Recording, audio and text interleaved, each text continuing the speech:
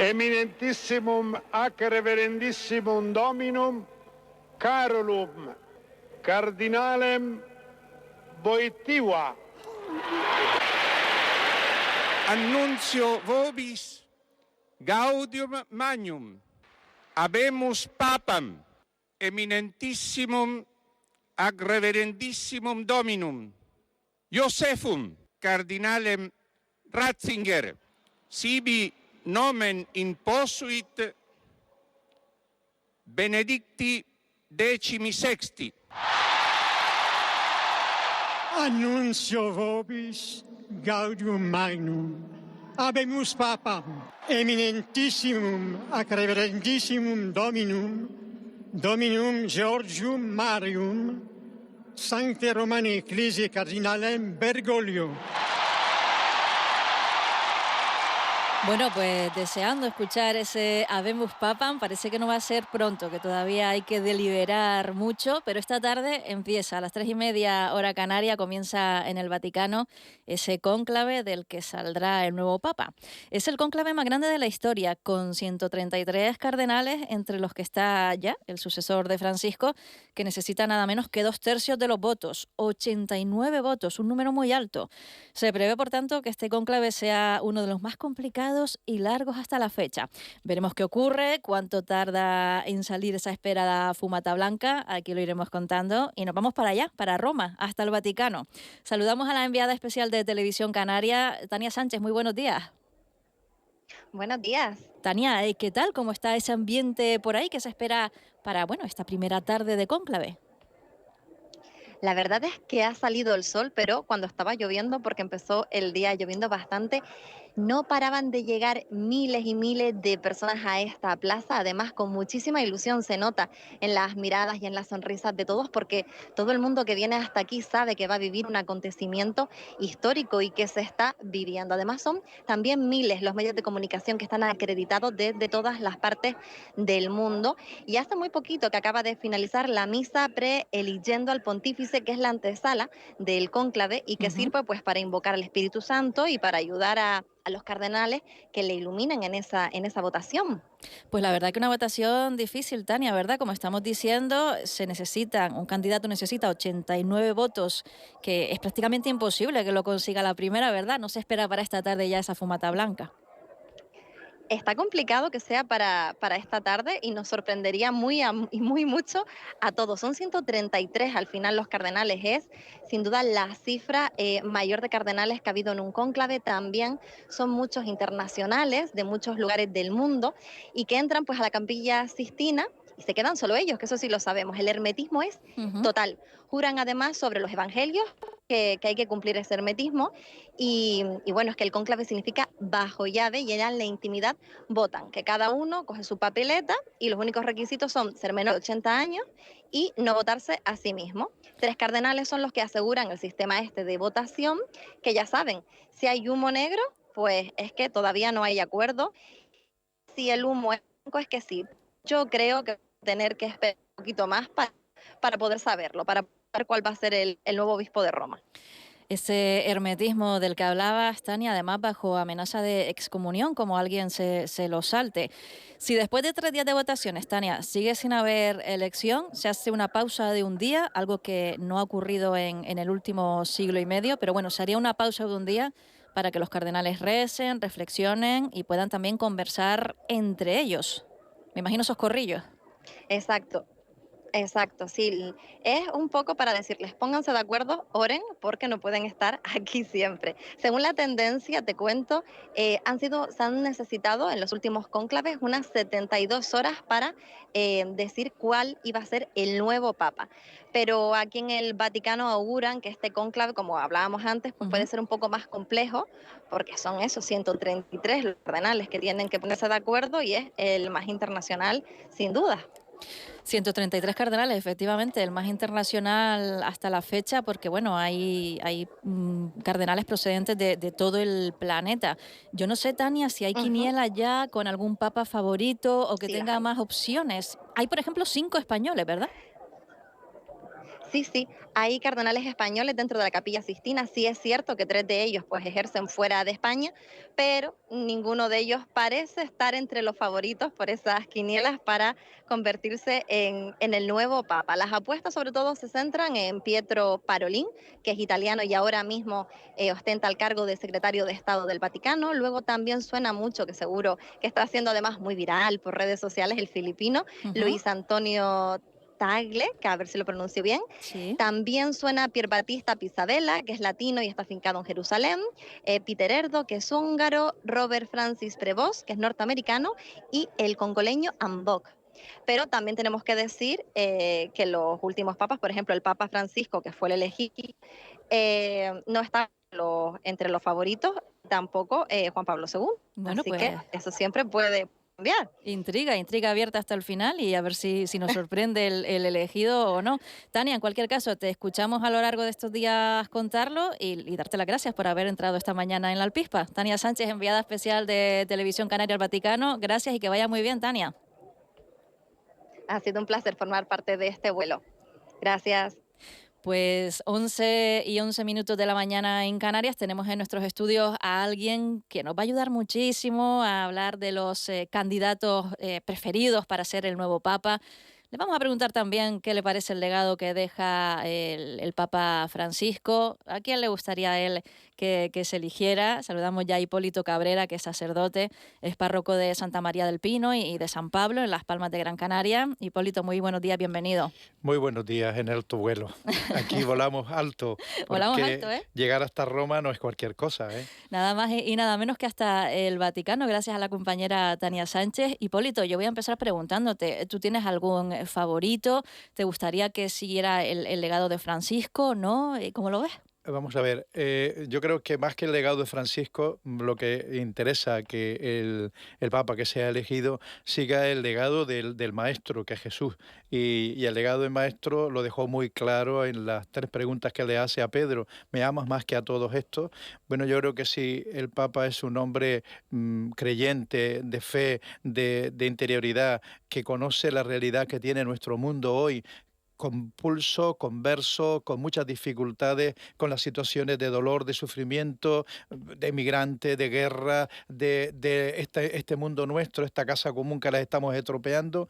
Yo creo que queremos un Papa que sea capaz de poner una palabra de aliento y de esperanza en todo este mundo y en toda esta situación. Y creo que en la decisión de los cardenales va a pesar muchísimo toda esta realidad que tenemos en este momento y qué respuesta hay que dar desde la fe a toda esta situación que estamos viviendo en el mundo. Porque luego no todo el mundo en la iglesia o no ha habido todas las épocas en las que hablabas del mensaje de Jesucristo, se cumple a rajatabla, se está cerca de los más necesitados, de los más pobres. A veces parece que asistimos a cierto elitismo, no sé qué te parece a ti, Hipólito, que es lo que parece que Francisco ha venido a romper, ¿no? A estar más cerca del necesitado, del pobre, del migrante. Le han interesado más los temas que afectaban más a la población más humilde. Ciertamente el mensaje de Jesús desde el minuto 1 que llegó a este mundo, su mensaje fue: los preferidos son los más desheredados de este mundo, y por eso se hace presente el Señor en medio de nosotros. Y el mandato que nos da a todos los cristianos es que vayamos por el mundo llevando la alegría del Evangelio. Francisco entendió esa alegría del Evangelio acercándose fundamentalmente en esta sociedad en la que estamos, tan convulsa y tan rota, acercando simplemente la alegría del Evangelio. Es el Papa de los gestos. Francisco ha sido el Papa de los gestos, y a lo largo de todo su pontificado son muchos y diversos los gestos que él ha querido tener, simbolizando así expresamente su cercanía a los más desfavorecidos de esta sociedad. Tenemos entre los favoritos lo que se comenta, bueno, a nivel nacional e internacional, un papa italiano, el posible regreso de un papa italiano, Pietro Parolin.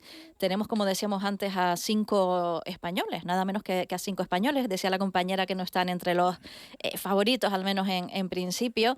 Candidatos de Asia, de África, de América. Tenemos al filipino, a Luis Antonio Tagle, que se postula como un papa del pueblo y con gran calado entre los jóvenes gracias al uso de redes sociales. Hasta aquí están llegando la utilización de esas redes sociales y cómo está calando en nuestra sociedad actual y los más jóvenes. Bueno, tenemos también el Papa estadounidense, que es el favorito de Donald Trump. Hay para todos los gustos y todos los colores. Hipólito, ¿tú qué opinas? ¿Cuál te gustaría más a ti?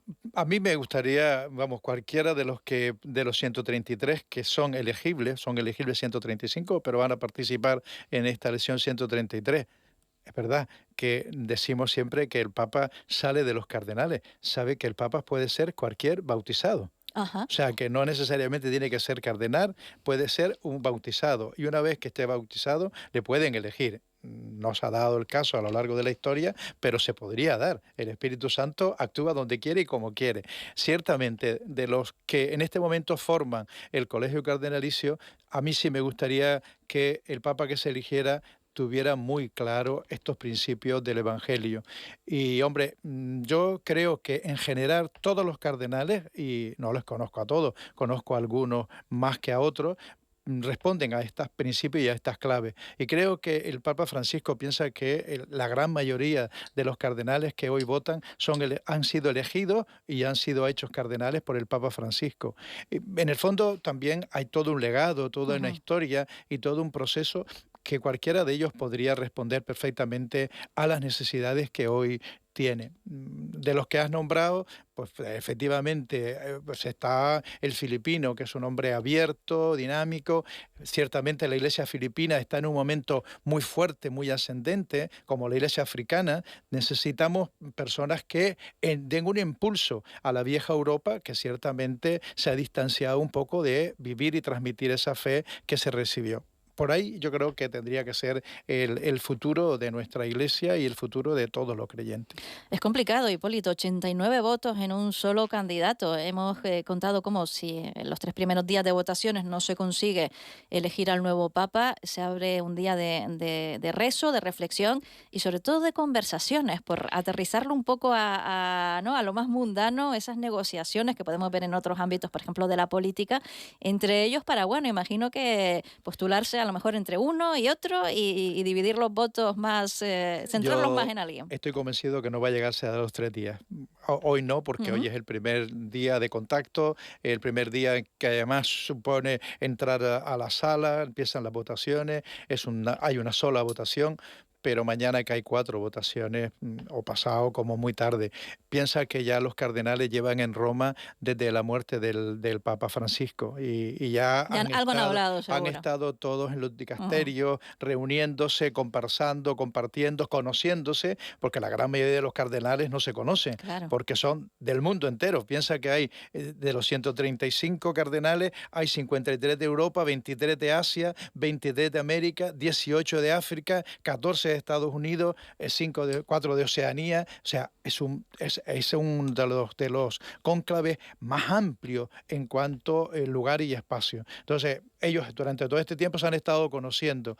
El caminar ahora hacia una votación es más fácil y más ligera por eso, porque ya hay elementos que ayudan a dar un trabajo de continuidad a todo lo que supone este proyecto que la propia Iglesia ha ido dibujando, pues con el sínodo de los obispos, con el tema de la sinodalidad, con el tema del trabajo por los inmigrantes, por los pobres y tal. Hay todo un campo y un bagaje enorme donde los cardenales han estado implicados, muchos de ellos, con lo cual yo estoy convencido que posiblemente mañana en la tarde o pasado mañana, como muy tarde, eso.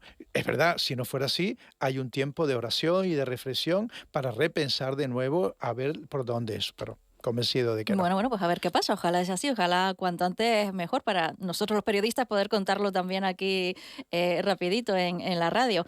Hipólito, el Papa Francisco se murió sin venir a Canarias, que tenía la intención de hacerlo. ¿El nuevo Papa podría también visitar las islas? Los papas tienen posibilidades de moverse en cualquier sitio cuando quieran, con los protocolos normales que supone. Piensa que no solo es el Papa de Roma, sino que es el Papa del mundo y, o sea, es el pastor de toda la Iglesia a nivel del mundo y se puede mover perfectamente con toda la seguridad y los protocolos que lleva consigo porque es jefe del Estado Vaticano. Entonces, pues eso exige unos protocolos que a veces llevan mucho, pero vamos, que el Papa próximo pueda venir a Canarias y pueda conocer la realidad nuestra y la situación de los inmigrantes y la situación de nuestra iglesia, perfectamente puedes hacerlo. Y bueno, y ese sería nuestro deseo, de que pudiera venir a Canarias y que pudiera dar continuidad a lo que el Papa Francisco en su momento, él insistía y además tenía mucho deseo de venir y conocer la realidad de la inmigración en Canarias. Era uno de sus grandes retos en su pontificado, ha sido la gran preocupación. Piensa que a los poquitos de ser elegido Papa fue a Lampedusa a conocer la situación que allí se vivía de inmigración, sí. Bueno, pues ¿ustedes cómo lo recibirían aquí? Sería un momento importante, ¿no? Para toda la Iglesia en Canarias. Creo que sería un acontecimiento histórico. No solo nosotros, sino todos, los creyentes y los no creyentes. La presencia de un pastor, como es en este caso del Papa, toca el corazón de toda la humanidad. Eso te iba a decir, que al final si va por lo menos con las mismas intenciones que Francisco, pues empatizas, ¿no? Seas creyente, no seas creyente, ves a una persona que está trabajando, que está dando sobre todo voz y visibilizando a los más necesitados, y bueno, eso se agradece, sea como sea, ¿no? Efectivamente, es así. O sea, yo creo que la clave está ahí, la clave está en cómo hacer que efectivamente la alegría del Evangelio llegue a todos los corazones, sean creyentes o no sean creyentes, porque en el fondo la clave está en que lo que tenemos es que buscar la felicidad del hombre de hoy, y la felicidad del hombre de hoy se busca ante toda la situación que estamos viviendo, cómo hacerle un aporte de esperanza, una luz que dé sentido a su ser y a su hacer de cada día. Pues mira, leyendo la historia de la elección de los papas pasados, me acaba de recordar lo que has dicho, porque por ejemplo Pío XII se eligió muy rápido porque estaban ante una guerra terrible que venía, había que poner a un papa que diera luz rápidamente y que encaminara la situación a sus creyentes, ¿no? En este momento, ¿qué haría falta, en tu opinión, que hiciera el nuevo Papa? ¿Qué tendría que decir? ¿Cómo tendría que guiar a los creyentes? Yo diría una frase muy sencilla que recogía ya el Papa Francisco, estamos en una casa común que hemos estropeado. Hemos estropeado la naturaleza, estamos estropeándola con el egoísmo y la envidia del hombre, con la guerra que estamos teniendo, pues toda la guerra de Ucrania, de Rusia, todos los países de Jesús que siguen estando en situaciones lamentables. Cuando uno escucha las noticias de cada día, hoy las noticias con las que nos despertamos, el Papa tiene que ser un hombre que ahí tiene que dar un aporte de luz y de esperanza, y además implicarse al máximo la Iglesia en toda esta situación que estamos viviendo en nuestro mundo. Yo estoy convencido de que el Papa que sea elegido, eso será uno de sus grandes retos y uno de sus grandes objetivos que llevará en su corazón, como lo llevaba el Papa Francisco. Bueno, pues veremos qué ocurre, eso será más adelante, porque lo primero que tiene que hacer el cardenal elegido para ser Papa es decidir si acepta el cargo, lo primero, que entendemos que sí, y luego qué nombre elige como pontífice. Efectivamente, él tiene que, generalmente lo suelen elegir y ahí define un poquito su proyecto, o sea, por dónde va a caminar él como pastor. Fíjate que Francisco, el cardenal Bergoglio, eligió el nombre de Francisco, porque él entendía que la actitud de San Francisco de Asís era la que le iba a marcar, como se ha sido. Su pontificado ha sido bastante marcado por el talante y el estilo de Francisco de Asís. Pobre, humilde, sencillo, cercano a los más necesitados y con especial énfasis y fuerza en estar cerca de aquellos que necesitaban una palabra de aliento, de ánimo y de cariño, como hizo San Francisco de Asís. Pues desde luego va a ser una declaración de intenciones y eso ya nos va a dar una pista de cómo va a ser el legado del nuevo Papa. Hipólito Cabrera, sacerdote, párroco de Santa María del Pino y de San Pablo, Las Palmas de Gran Canaria, gracias por venir a la radio, por ponernos en contexto, por explicarnos, y aquí seguimos pendientes a esperar la fumata blanca. Esperemos que sea pronto la fumata blanca y tengamos un pastor que dirija los caminos de la Iglesia y volemos con él. Gracias, Hipólito. Adiós.